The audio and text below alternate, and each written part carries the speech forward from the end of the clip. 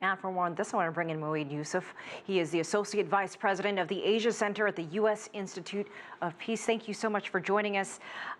We saw what was happening at the UN with the war of words. We're also seeing military exercises. So what do you think will come out of this? These two countries have been there before, but could this lead to something bigger? One hopes not. Look, I mean, when you get to this situation, the risks are so high that you can never rule out an inadvertent escalation to a crisis. I mean, they've been to crisis at least 3 times in the past 15 years or so. The last one being when the Mumbai attacks in 2008 took place, and they got to an air war situation. I think it's really posturing. The moment for the military strike, if there was one, is gone. It's literally the first day or two. Both sides have military forces which can actually defend in a way that neither gains by going for a use of force option. At the end of the day, that's probably the best we can hope for, but I don't see them backing off because if either one goes first or blinks first, I think the other gains a symbolic victory, and that's what South Asia has been about for so long. These two countries also have nuclear weapons. It's something that's been talked about. Could this ever escalate? Could these two countries go into war? I don't want to think about it because what comes after that is quite horrific. One of the things that we've found so far is that short of war, they know how to control the situation. Once you get into a war situation, neither side has ever managed or had an opportunity to see how to control it. Once you're in war, the fog of war hits, anything can go wrong. And part of the problem is the entire world descends on India and Pakistan and says, don't do this, don't go to war. But only in the crisis moment. Once the crisis is over, everybody goes about their business, forgets about it till the next crisis. And the key is to find a way not to allow these countries to get to this point. Because once they're there, as I said, the risks are simply too high with nuclear weapons in the mix. Narendra Modi, Nawaz Sharif, they have a personal relationship. There was a lot of optimism at one point. Modi even went to Sharif's house just 8 or 9 months ago. What's the status of their relationship? And could the two of them bring down the tensions? To be very honest, I don't think they have one. The relationship is better than what most expected in the beginning because Modi has a hardline view on Pakistan, etc. But since that visit that you mentioned, I mean, he coming to Lahore, things have gone down and things have gone south very, very quickly. This particular incident and the war of words, it's Modi and Nawaz Sharif. So you can see very clearly that this is coming from the very top. And once the situation gets so dicey, I think the kind of relationship that these two have cannot overshadow the kind of situation that they're in. India and Pakistan, remember, 70 years, wars, nuclear weapons. A relationship can take you only that far. It may not get you, it may not get the countries to war. But short of that, I think they've really got to work on their issues. And that's where the biggest weakness is. They keep talking about it. Terrorism, no resolution at all. You have a crisis, you go back to saying, yeah, we'll talk about it, nothing happens. Kashmir, both sides, yeah, we want to resolve it, you don't get there. So I think unless you get to the specific issues of Kashmir and terrorism, I think you're going to keep falling into this trap of crises, worrying about a nuclear war, pulling back, and then unfortunately falling back into it. All right, we'll have to leave it there. Moeed Yusuf, thank you so much for your perspective. We appreciate your time. Hello, welcome to this hour's news desk on CCTV News. I'm Wang Yizhi in Beijing. Let's start on the border with Pakistan and India. The Pakistani side has accused India's army of killing 2 of its soldiers with unprovoked shooting along the line of control. The shooting started at 2:30 a.m. and continued for 5.5 hours. The Pakistani military says the Indian army opened fire in 4 sectors. Tensions have risen along the line of control after an attack on a base camp in India-controlled Kashmir on September the 18th, which left 17 Indian soldiers dead. India blamed Pakistan for the attack. Pakistan has rejected the accusations. Thursday began in India with news of an emergency cabinet meeting called by Prime Minister Narendra Modi. A few hours later came the announcement by India's defense spokesperson that the army struck militant base camps in Pakistan to stop them from infiltrating into the country to conduct terror attacks.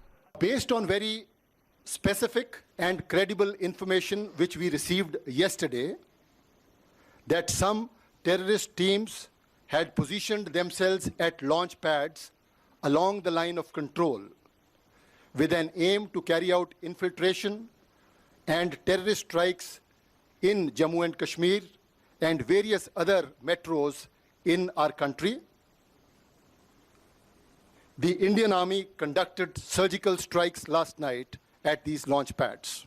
Across the border, Pakistan denied any such strikes took place, calling India's account a fabrication. It reported 2 of its soldiers were killed and 9 others injured in what was described as an exchange of small arms fire.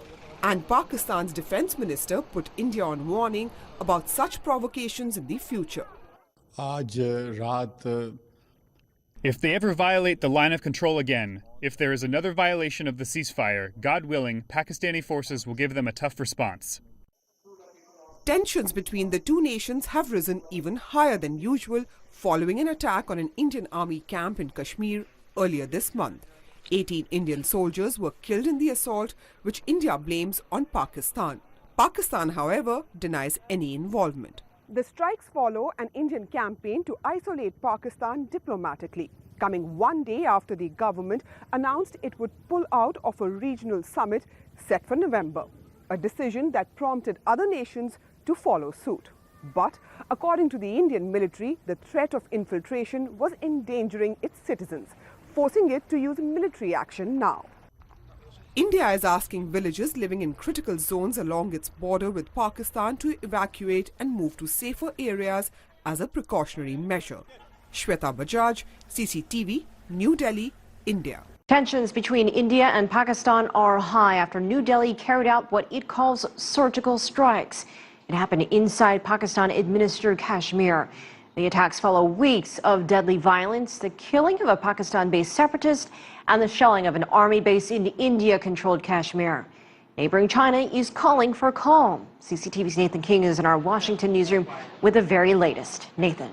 Yeah, thanks, Elaine. Villagers have been told to leave, and the streets of Srinagar, the capital of India-controlled area of Jammu and Kashmir, is deserted as the two countries face off in the worst crisis in Kashmir in over a decade. As you can see, smoke can be clearly seen on the Pakistani side of the line of control after India carried out what it called surgical strikes, which New Delhi says were designed to stop terrorist attacks on Indian-controlled cities.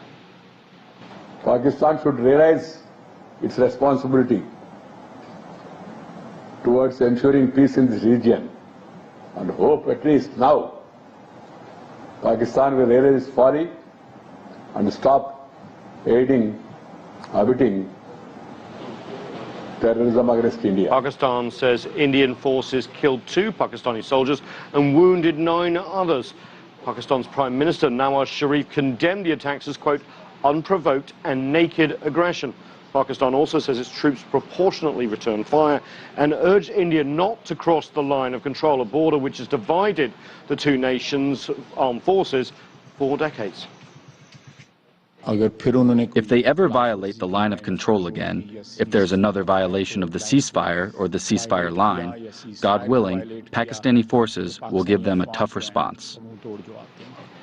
India and Pakistan have fought 2 wars over Kashmir since becoming independent in 1965 and 1999. Both nations, of course, have nuclear weapons, which makes any confrontation, Elaine, even more dangerous. And Nathan, where does China stand on this dispute as it shares a border with Kashmir? Yeah, I mean, China has 2 areas which actually border on Indian-controlled Kashmir and Pakistani-controlled Kashmir, and they've been warning both sides to solve their difference even before this latest Indian attack incident. On Wednesday, China's foreign ministry issued a statement on its website saying, and let's read this, that China hopes, quote, that Pakistan and India will strengthen channels for dialogue, appropriately handle any differences, improve bilateral relations, and together protect the region's peace and stability. China has obviously a deep interest in the region. Pakistan, as we know, is a close partner and key destination for Beijing's One Belt, One Road investments. India and China have their own border dispute over the region. They have actually fought in the past and trying to delimit the area now in a peaceful way. A lot riding, Elaine, on the peaceful outcome in what's been called a war at the top of the world, and a very beautiful area as well. Back to you. All right, Nathan King in our Washington newsroom. And we begin tonight with Pakistan, and the country has condemned India for its unprovoked firing along Kashmir's line of control, which saw 2 Pakistani soldiers killed early on Thursday. Well, Pakistani troops returned fire against what it called Indian military aggression. India's military says it carried out a surgical strike against terrorists along the de facto border with Pakistan and Kashmir. India's Director General of the Military Operations, Rabin Singh, said the strikes were aimed at neutralizing terrorist forces preparing to invade Indian territory. China and India held a dialogue on fighting terrorism on the 27th of this month. We held conversations on specific measures to enhance cooperation in the area of anti-terrorism and safety, and how to face the threat of terrorism. We reached an important consensus. China has been addressing tensions between India and Pakistan through various channels. We are keeping communication open and hope India and Pakistan will enhance dialogue, solve their differences properly, and safeguard the stability and security of the region.